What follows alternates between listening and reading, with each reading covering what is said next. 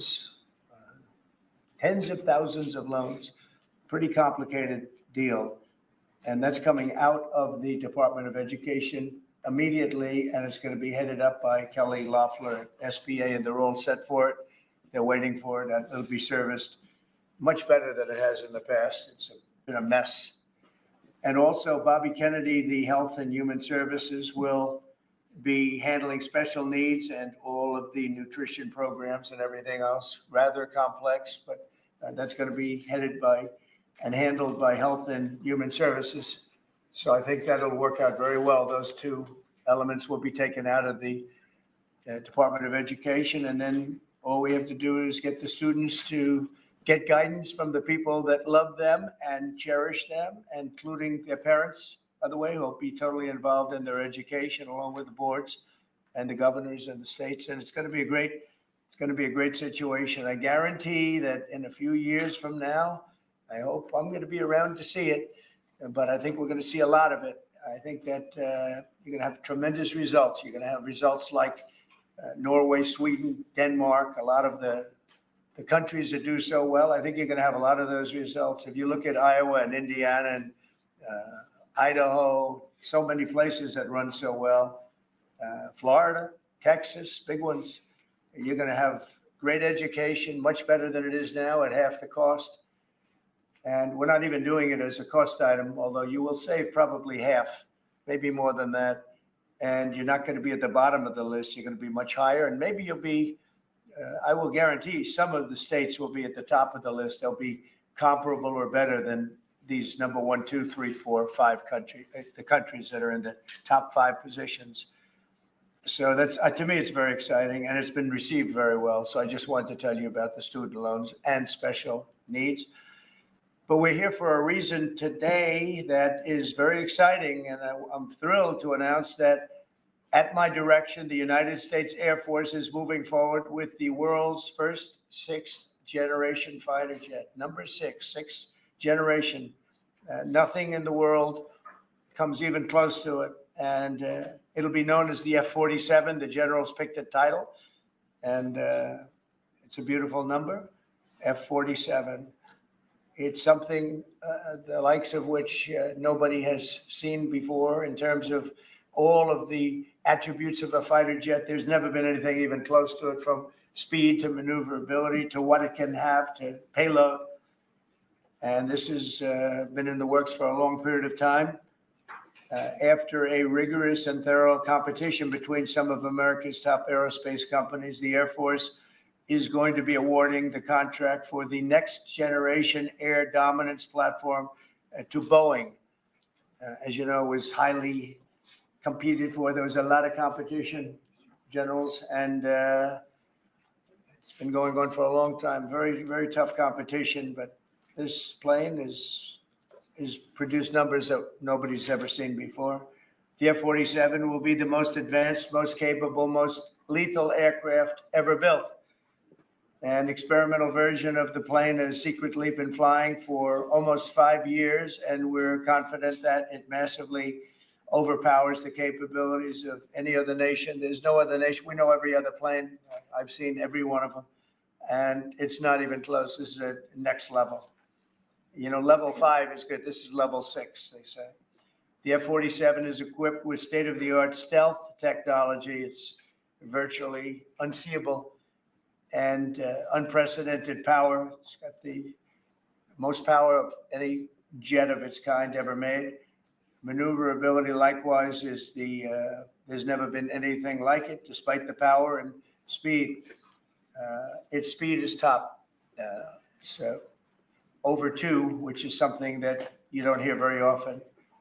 America's enemies will never see it coming. Hopefully we won't have to use it for that purpose, but you have to have it. And if it ever happens, they won't know what the hell hit them. A new fleet of these magnificent planes will be built in the air during my administration over the next couple of years. It's ready to go. They've already built much of what has to be built in terms of production, including the sheds. We'll ensure that the USA continues to dominate the skies. We've given an order for a lot. We can't tell you the price because it would give it would give way to some of the technology and some of the size of the plane, good sized plane. This contract also represents a historic investment in our defense industrial base, helping to keep America at the cutting edge of aerospace and technology.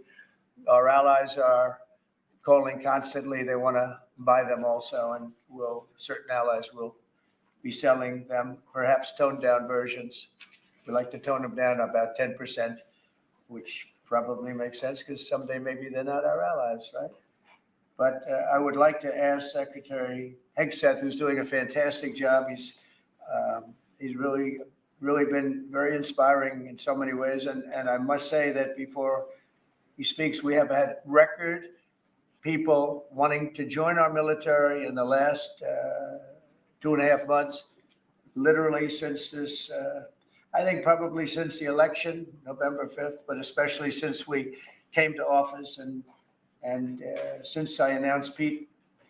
He's young, he's smart, he's strong, he loves it, and they love him. But we've had record numbers of people wanting to join our military. Now, if you go back 6 months, it was the exact opposite. You had record numbers of people not wanting to join the military. Now you have record numbers of people wanting to be in our military. And that's a great honor. That shows you we're really on the right track. So Pete, maybe you say a few words. Sure. Please. Well, Mr. President, this is a big day. This is a big day for our warfighters. This is a big day for our country, a big day in the world. The name of this program is the Next Generation of Air Dominance. And Mr. President, because of your leadership, your clarity, America is going to have generations in the future of air dominance because of this 6th generation fighter. We've had the F-15, we had the F-16, the F-18, the F-22, the F-35. Now we have the F-47, which sends a very direct, clear message to our allies that we're not going anywhere, and to our enemies that we will be able to project power around the globe unimpeded for generations to come. Mr. President, this is a gift to my kids and your kids, to my grandkids and your grandkids. This is a historic investment in the American military, in the American industrial base, in American industry that will help revive the warrior ethos inside our military, which we're doing, rebuild our military, which the previous administration did not do, by the way, Mr. President. They paused this program and were prepared to potentially scrap it. We know this is cheaper, longer range, and more stealthy. President Trump said we're reviving it and we're doing it. And then we are also going to reestablish deterrence. Under the previous administration, we looked like fools. Not anymore. President Trump has reestablished American leadership. The F-47 is part of it. And Mr. President, thank you for having the courage to do it and leading the way for all our warfighters. Thank you very much, Pete. One of the things I will say, but the generals are going to speak in just a couple of seconds, but this plane flies with drones. It flies with many, many drones, as many as you want. And it's a technology that's new, but it doesn't fly by itself. It flies with many drones, as many as we want. And that's something that no other plane can do. So I'd like to introduce, if I might, Air Force Chief of Staff, General David Alvin, and also General Dale White, two incredible people that I've known over the years, but I got to know really well over the last few months. And would you say a few words, please, General? Thank you very much, Mr. President. Mr. President, Mr. Secretary, thank you so much for your unwavering commitment to our military. I will say this is a big day. This is a big day for our United States Air Force as well. You know, air dominance is not a birthright, but it's become synonymous with American air power. But air dominance needs to be earned every single day. And since the earliest days of aerial warfare, brave American airmen have jumped into their machines, taken to the air, and they've cleared the skies. And whether that be clearing the skies so we can rain down destruction on our enemies from above, or we can clear the path for the ground forces below. That's been our commitment to the fight, and that's really been our promise to America. And with this F-47 as the crown jewel in the next generation air dominance family of systems, we're going to be able to keep that promise well into the future. I also want to thank everyone from industry and with the government, our engineers, who have worked tirelessly on this program to bring it where we are right now today. This shows that American talent, American skill, and American determination are second to none. because this platform is second to none. So we believe that this provides more lethality. It provides more capability, more modernized capability in a way that is built to adapt. This, along with our collaborative combat aircraft the president talked about with drones, this is allowing us to look into the future and unlock the magic that is human machine teaming. And as we do that, we're going to write the next generation of modern aerial warfare with this. This enables us to do this. The manner in which we put this program together puts more control in the hands of the government, so we can update and adapt at the speed of relevance, at the speed of technology, not at the speed of bureaucracy. This is more Air Force. This is more options for the president. We say as our mission in the United States Air Force is to fly, fight, and win air power anytime, anywhere. If you want to go anywhere, you have to have a platform that gets you anywhere. This provides the president options from the very one end, which is a quick response, and then we can get right back into fighting stance without having to deploy troops that are going to take maybe months and cost more lives. We can be back in fighting stance, and maybe we restore that deterrence, all the way to decisive victory as part of a joint force that is most lethal and capable military ever known in history. That's what we provide now, and this allows us to provide it into the future. It's more deterrence, more capability. It's what peace through strength looks like into the future, Mr. President. And so we're very proud to do that. And all we can say is, on behalf of the United States Air Force, let's deliver. Thank you very much. Thank you, General. Would you like to say something? No, sir, I'll just double check what the chief said. He knows what to do. Generational He knows leap. who the boss is. Look That's at exactly that. right. Air superiority is what it's all about, and this is what we'll deliver. That's great. Thank you very much. Great job.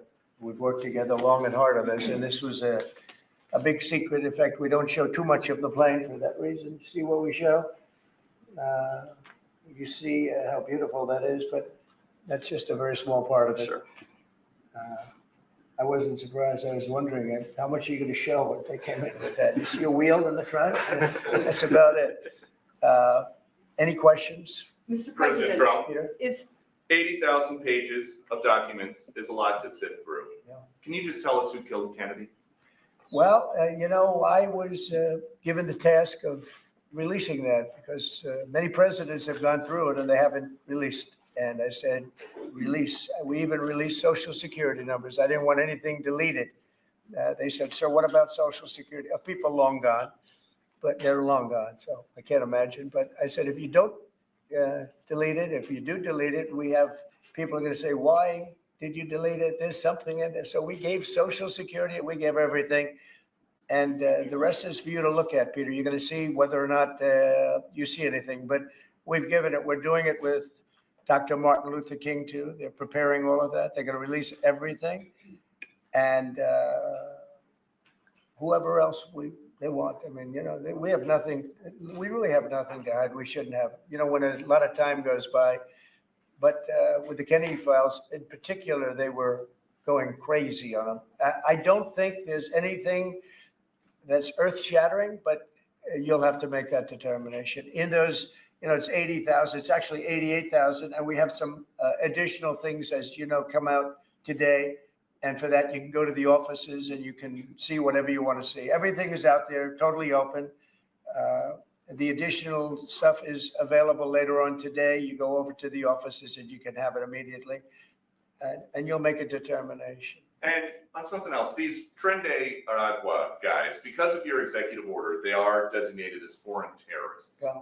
If ISIS or Al-Qaeda foreign terrorists were operating here in the United States, cops would probably be shooting first and asking questions later. And so what is the difference between terrorists, between somebody like an ISIS or an Al-Qaeda operative versus a MS-13 or Tren de Aragua? Well, these are people that focus on destroying people in their homes. They're not as international in that sense. They're a group of thugs. They come from Venezuela. They come from the prisons of Venezuela. They're very, very dangerous people, but they didn't look so dangerous when the guards took care of the situation from El Salvador. And I want to thank the president. He's a friend of mine. He's done a great job. But I just can't imagine that the Democrats are taking this issue where they want to have them back. So now they have men playing in women's sports. They have transgender for everyone. They have open borders. They have all of their crazy policies that are, I think, 95-5, not 90-10, okay? And their new policy is, let's bring Trinidad back into our country. Let's bring the worst. These are the worst gang members there are. They looked amazingly frail, though, by the way they were handled. It's very amazing. You know, they weren't, when they were in Colorado cutting the fingers off a man because he made a phone call to the police, they seemed a lot tougher then than they did when they were having their head shaved and they were in shackles. They're tough people. They're bad people. We don't want them in our country. We can't let a judge say that he wants him. You know, he didn't run for president. He didn't get much more than 80 million votes. And we just can't let that happen. It'd be so bad for our country. I won on the basis of getting criminals out of our country that were let in. It was called unforced error. They were let in by Biden, incompetently let in, and let in by the millions, actually. 21 million people. I believe it's 21 million. And that's not even including the gotaways, but these are rough people. We want them out of our country. And I won the election based at least partly on that. And that's a big part, yeah? I don't know if you saw this. Tim Walz is now saying about Trump supporters, and forgive me, I'm just reading a quote from Tim Walz. I think I could kick most of their ass. Oh, boy, he'd be in trouble. Is there any way to know? Well, he's a loser. You know, I mean, the guy's a loser. He lost an election. He played a part. You know, usually a vice president doesn't play a part, they say. I think Tim played a part. I think he was so bad that he hurt her, but she hurt herself, and Joe hurt them both. They didn't have a great group, but I would probably put him at the bottom of the group. Have you heard that Biden wants to get back involved for Democratic politicians, fundraising and campaigning against your policies? What do I you think hope of so. I hope so. Mr. President, there are several families, Mr. President, there are families from some of the Who are you people, with? I'm with La Nación newspaper from Argentina. There are families from some of the people that were on those flights to El Salvador that claim that they're not criminals, they're not members of Trinidad, of MS-13. What can you tell them, and what guarantees can you give them that everyone in those planes were actual criminals, terrorists, as you said?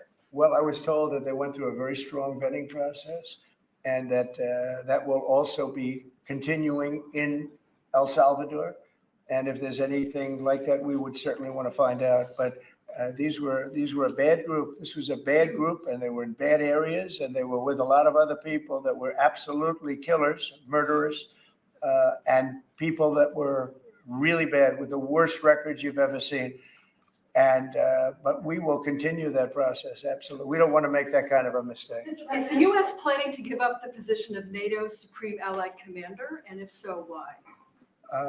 NATO is something that I saved. NATO was gone until I came along. In fact, the previous Secretary General, very good man. Both of them are good. The current man is fantastic. But both of them have said, if it wasn't for Trump, you wouldn't even have a NATO, because we were paying the cost of almost all of the countries. And now they're paying. I said, we're not going to do this. We're not going to continue. You hurt us on trade. You do bad things on trade. And then on top of it, we're supposed to pay for your military. And because of what I did, hundreds of billions of dollars flowed into NATO by countries that just weren't paying. They were delinquent. They weren't paying their bills. So NATO is solid. They're strong, but they have to treat us fairly. Are we going to give up the? Because look, without us, NATO is not the And same we're giving- thing. And I can tell you, I've been having very good discussions, as you know, with President Zelensky and with President Putin. And President Putin will tell you that without the United States, he wouldn't be worried. But he is worried when the United States is involved. And I have to tell you, I've dealt very well with both gentlemen, and we have, I think we have the confines of a deal. I hope we have the confines of a deal. I'm doing it for two reasons. Number one, and by far most importantly, thousands of young people, and they're not American people, they're Russian and they're Ukrainian, are being killed every week, thousands a week. And also the United States has paid, because of Biden, $350 billion on a war that should have never happened. If we had a competent president in this, sitting right here, that war would have never happened. It would have Absolutely never happened with me. And it didn't happen. For 4 years, it didn't happen. Mr. President, do you think you have the authority, the power to round up people, deport them, and then you're under no obligation to a court to show the evidence against them? Well, that's what the law says, and that's what our country needs, because we were, unfortunately, they allowed millions of people to come into our country, totally unvetted, totally unchecked. So you ought to ask, did he have the authority to allow millions of people? Did Biden have the authority to do something that's unthinkable? Have open borders where millions of people poured into our country, totally unvetted and totally unchecked, just as you would say.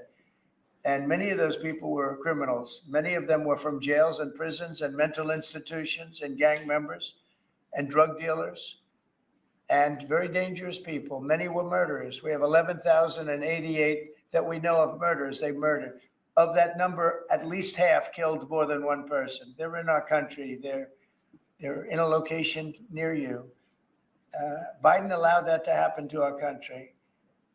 And his people that really ran the country. And the person that operated the auto pen, I think we ought to find out who that was, because I guess that was the real president. So when you ask me if we have the authority, did Biden have the authority to allow millions of people to come into our country? Many of these people, hardened criminals at the top of the line who have caused tremendous damage in our country. You see them in New York City fighting with our police. I mean, literally having fist fights in the street with our police. These are tough, hard criminals. Many of them came out of jails, and not just South America, from all over the world. They came out from Africa, from the Congo. They came out from Asia, not just South America, but many from South America. These are hard, tough criminals, and we have to get them out. And a judge sitting behind a bench someplace got a nice appointment. You can't take that away from the people that are responsible. Now, in this case, Marco Rubio has a lot of big decisions to make, and he's a fantastic person, a great man. I think he'll be our best. I think he has a chance to be our best Secretary of State. He's been doing incredibly. He works so hard. He's gone to so many different countries already, and he's got the authority to get bad people out of our country. And you can't stop that with a judge sitting behind a bench that has no idea what goes on, who happens to be a radical left lunatic. Do you think the judiciary? You guys today are denying this New York Times report that Elon Musk was going to be shown a 20 to 30 page presentation about a theoretical war plan against China. Why not just show it to Elon? Because I don't want to show it to anybody. You know, you're talking about a potential war with China. Now, I deal with these people all the time, and I'm dealing with Pete. I'm dealing with these gentlemen on numerous different airplane purchases, and I think they're all going to be great. But I don't want other people anybody seeing potential war with China. We don't want to have a potential war with China, but I can tell you if we did, we're very well equipped to handle it. But I don't want to show that to anybody. But certainly you wouldn't show it to a businessman who is helping us so much. He's a great patriot. He's paying a big price for helping us cut costs, and he's doing a great job. He's finding tremendous waste, fraud, and abuse. But I certainly wouldn't want, Elon has businesses in China, and he would be susceptible perhaps to that. But it was such a fake story. The New York Times is just as fake as CNN and MSDNC. And anybody read that story, people laughed at that story. Who would do such a thing? And the first thing I did is I called Susie and I called Pete. I said, is there any truth to that? And they said, it's ridiculous. No, he's over there to talk about costs. You might want to address that, Pete. But Elon was over there today to address costs. Doge, thing called Doge, which you've heard about. Pete? That's exactly right, Mr. President. You pointed out it was a fake story. We pointed out it was meant to sort of undermine whatever relationship the Pentagon has with Elon Musk. Elon Musk is a patriot. Elon Musk is an innovator. Elon Musk provides a lot of capabilities our government and our military rely on, and I'm grateful for that. We welcomed him today to the Pentagon to talk about Doge, to talk about efficiencies, to talk about innovations. It was a great informal conversation. The rest of that reporting was fake. There was no war plans. There was no Chinese war plans. There was no secret plans. That's not what we were doing at the Pentagon. I might add that I think Elon, if they ever wanted to do that, I think Elon wouldn't do it. I think he wouldn't do it. He wouldn't want to put himself in that position. But if you read what's out of the New York Times, it's such a dishonest newspaper. It's such garbage. It's, it used to be called all the news that's fit to print. Well, it's all the news that's not fit to print. They have fake sources, or they don't have sources. I think they make most of it up. But this was a made-up story by the New York Times. I call it the failing. It's a failing newspaper. It's failing. And they shouldn't do that. They really are the enemy of the people. And something else, I don't know if you We do need honest journalism in this. We've made but we just need honest journalism, and we don't have it. When you have a CNN, you have to watch these people every once in a while just to see where they're coming from, and it's so dishonest. MSNBC is, I think, probably worse, and they're both doing horribly in the ratings. I think they're going to be turned off. I don't think they're not doing any ratings. You're doing well in the ratings. Thank you. I'll pass it along. I understand that your trade rep is meeting their Chinese counterpart next week. Yes. Is there anything that they can do to stop April 2nd or to roll back the tariffs that you put on China already? Well, we can talk, but basically, I call April 2nd. I would have made it April 1st, but I didn't want to be April Fool's Day because then nobody would believe what I said, and they do believe me. April 2nd is going to be Liberation Day for America. We've been ripped off by every country in the world, friend and foe. We've been ripped off on trade. We've been ripped off on military. We protect people and they don't do anything for us. It's just so unfair for years and years. And now some of that money is going to be coming back to us in the form of tariffs. Tens of billions. It's going to be numbers like nobody's ever seen. So NVIDIA announced today, you saw that, hundreds of billions of dollars of investment. The biggest chip maker in the world announced hundreds of billions of dollars of investment, hundreds of billions, not millions, but billions. They're all coming here. Apple just announced $500 billion worth. They're going to build plants here. They built their plants in China. They're going to build them here. And they're starting immediately. We have investment, the likes of which this country has never seen, already announced. And they all want to have news conferences. I don't have enough time to have that many news conferences, but I would say so far at least $4 trillion. $4 trillion is coming in. Car companies, very importantly, a lot of the car companies that we're going to build in Mexico or Canada are now building here, because I don't want cars from Canada. I don't want cars from Mexico. They want to do it, it's fine, but I want the car companies to build here, not, they were building in Mexico 3 plants, big plants, really big plants, and they were going to sell the cars right across the border. We wouldn't have the jobs, we wouldn't have the profits, we wouldn't get the taxes, we get nothing. All we get is unemployment and empty factories. Those days are over. So now those 3 places are going to build here, but many more than that. We have a big one. Honda is building, just announced a really big plant in Indiana, great state, smart place to build. And we have many car companies coming here. The steel mills are going to be booming, and many other things. Many other things come with that, but we need that for defense. There are certain things you have to have. You have to have steel. We would have had, if I didn't do in my first term tariffs to stop the onslaught, because they were dumping steel in order to destroy our steel plants. If I didn't do 50% and even 100% in certain cases tariffs on steel, you wouldn't have a steel plant in the United States. And Biden was unable to get rid of those tariffs because they threw off so much money that his numbers, which didn't work anyway, because his numbers were terrible. What he did, the way he spent money was so horrible, and what he allowed to happen to energy. That's the other thing. Energy is going to be like it's never been before. Mr. Vice President is here. Do you have anything to say while you're here? He's a very good Vice President. I'm just here to watch the show, sir. Okay. I think airplanes are pretty cool, so I want to go check this out. It is cool. Mr. President, I just take off the trade war at this point, though. Well, I'll be speaking to President Xi. I have a great relationship with him. We're going to have a very good relationship, but we have a $1 trillion deficit because of Biden with President Xi, more than that. I've heard $1.2 trillion. We have a deficit. And I've explained that to President Xi. We also have a problem where he's allowing fentanyl to be sent into Mexico and then cross the border and, killing. I think the number is much higher than the 125, 115 I think it's closer to 300,000 people a year. And so that's a problem. But they have They have a tremendous surplus against the United States, and we don't want that. Mr. President, why do unnecessary Ukraine's power? A number of industries have come to you asking for exemptions on tariffs. Is that something that is under consideration by you? Well, people are coming to me and talking about tariffs, and a lot of people are asking me if they could have exceptions. And once you do that for one, you have to do that for all. So, I mean, generally, I did something interestingly during 2 weeks ago. I gave the American car companies a break because it would have been unfair if I didn't. And everybody said, oh, he changed his mind on tariffs. I didn't change my mind. I helped our, sort of big three, big four. I helped some of the American companies. And instead of taking it properly, they said, oh, he changed it. I don't change, but the word flexibility is an important word. Sometimes there's flexibility, so there'll be flexibility, but basically it's reciprocal.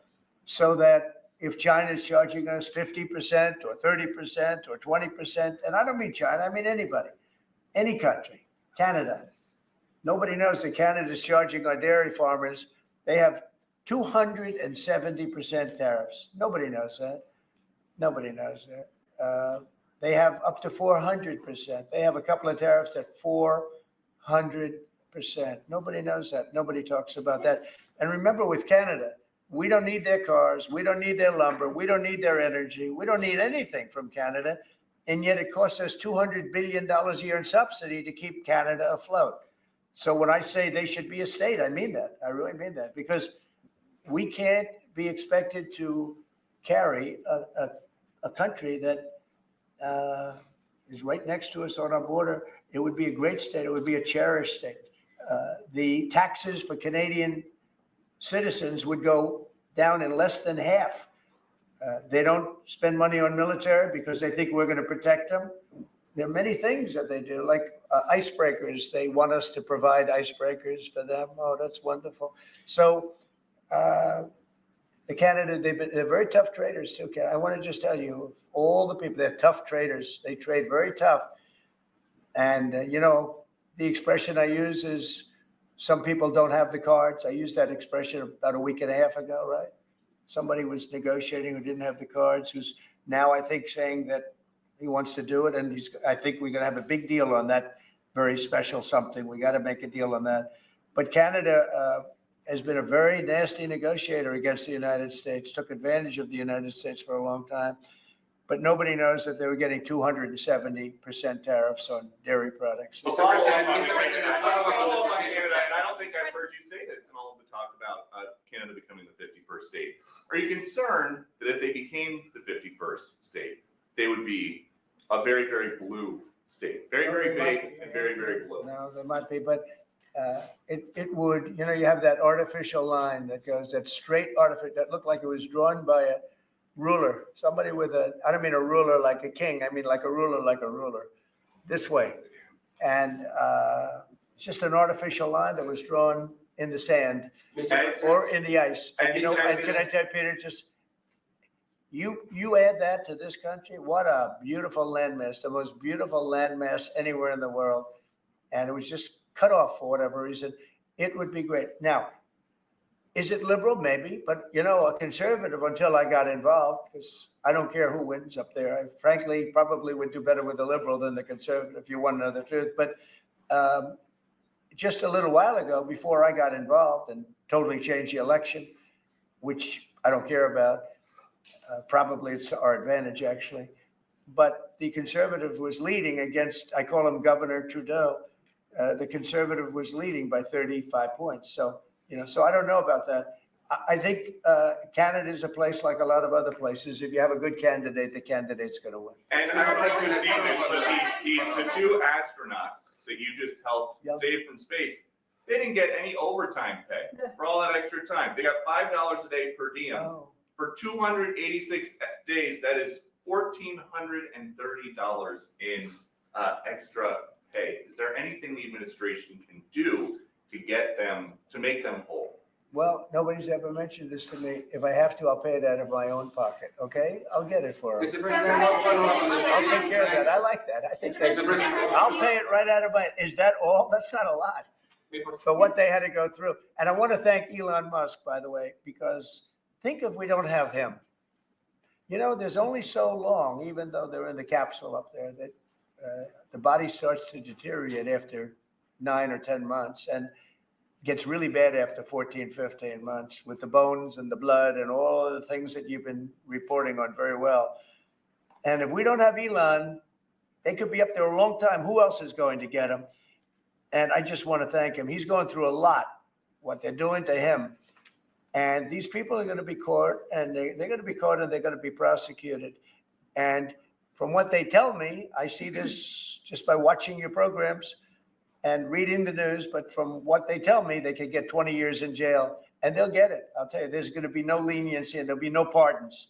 I can tell you that right And you now. said this morning 20 years in jail, and then maybe you said this morning 20 years in jail, and then maybe they'll go to one of these prisons in El Salvador. Do you think with the way that the judges have been issuing injunctions, it would be easier or harder to send these Tesla domestic terrorists to a jail in El Salvador than these MS-13 or Tren de Aragua guys? Well, I view these people as terrorists, just like others. These are, when I looked at those showrooms burning and those cars, not one or two, like 7, 8, 10 burning, exploding all over the place.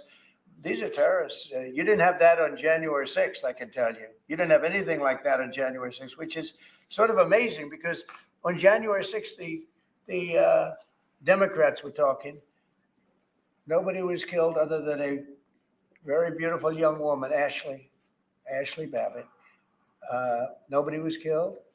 And you look at what's going on now with these terrorists. These are terrorists, and that's an organized event. You know, take a look at their signs. Take a look. They're all made by the same sign company, a nice, expensive job.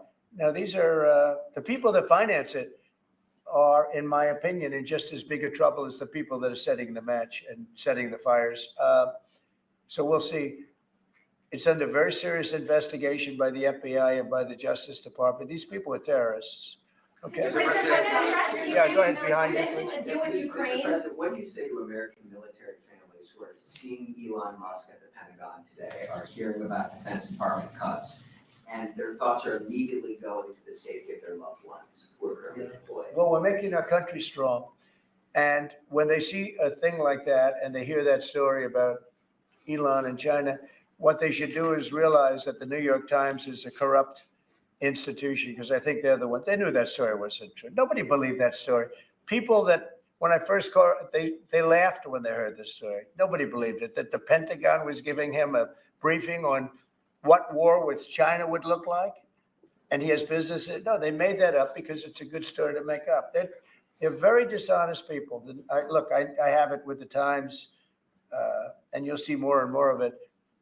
To me, it's a very dishonest organization. But a story like that is made up. It's total fiction. And I just wanted to make sure. I called up Chief of Staff and I called up Pete. And I said, is there any truth to that? Absolutely not. He's there for Doge, not there for China. And if you ever mention China, I think he'd walk out of the room. He wouldn't take it anyway. So it's just a made up story.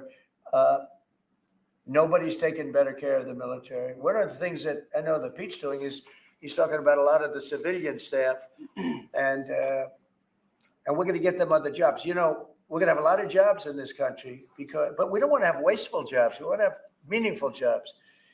And those were wasteful jobs. Those are jobs that not only military, but jobs where people don't show up.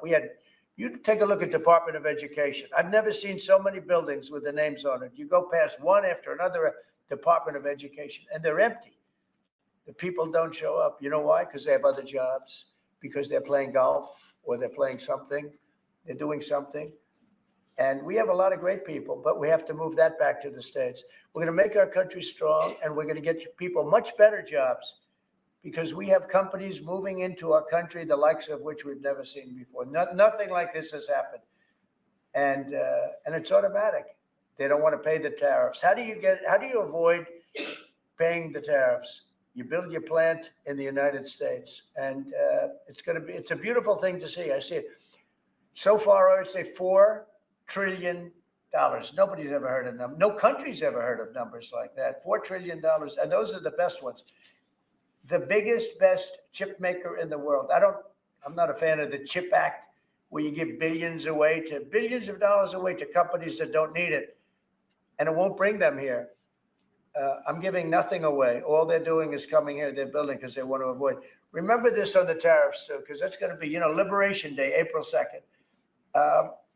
It's reciprocal.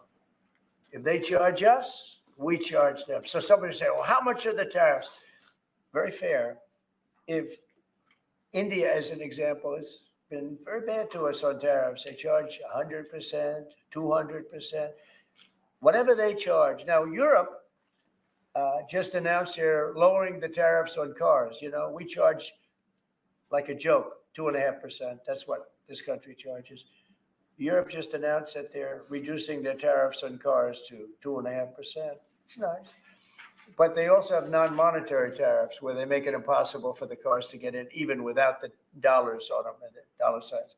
It's called a non-monetary tariff where they put on controls where no matter what happens, because they don't want cars, they don't want the American car in their market. And yet they send us millions of cars. They send us big agriculture. They don't want our agriculture. They don't want anything from us. European Union's very tough. But now it's fair. So whatever they do to us, we do to them. Mr. President, Russia continues to attack Ukraine. Are you planning to impose any sort of Well, sanctions? they're fighting against each other. Yeah, I think we're going to have, we have a ceasefire on a lot of areas, and so far that's all held very well. And getting that ceasefire, they had a lot of guns pointing at each other. You had some soldiers, unfortunately, surrounded by other soldiers, and they are going to be, I believe we're going to have, pretty soon have a full ceasefire, and then we're going to have a contract. And the contract's being negotiated, the contract in terms of dividing up the lands, et cetera, et cetera. It's being negotiated as we speak. What do you say to critics who say that your actions towards law firms amount to coercion? Well, the law firms all want to make deals. You mean the law firms that we're going after, that went after me for 4 years, ruthlessly, violently, illegally? You mean, are those the law firms you're talking about? They're not babies. They're very sophisticated people. Those law firms did bad things. They went after me for years. Russia hoax, all a hoax. It was a hoax. It was Hunter Biden's laptop. It didn't come out of Russia, by the way. It was came out of his bedroom. It was all a hoax developed by Democrats. Hillary, I don't think Biden did, because I don't think Biden knows what the hell he's doing, frankly, based on everything I see. I've seen things since being here that are so sad, what he's done to this country, what he and they did to this country, those people that surrounded him, who, by the way, are radical left but smart. He's not smart. He was never smart. But these are radical left smart people. They totally controlled him.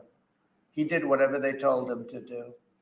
And it's a shame. It's so sad to see what happened, what they've done to this country, both not only the inflation you saw, but allowing millions and millions of criminals into our country. That's an inexcusable act. And many other things besides that. Thank you very much, everybody. Thank you. Thank you. Thank you, everybody. Thank you very Thank you, guys. David, you need a hand? Good question.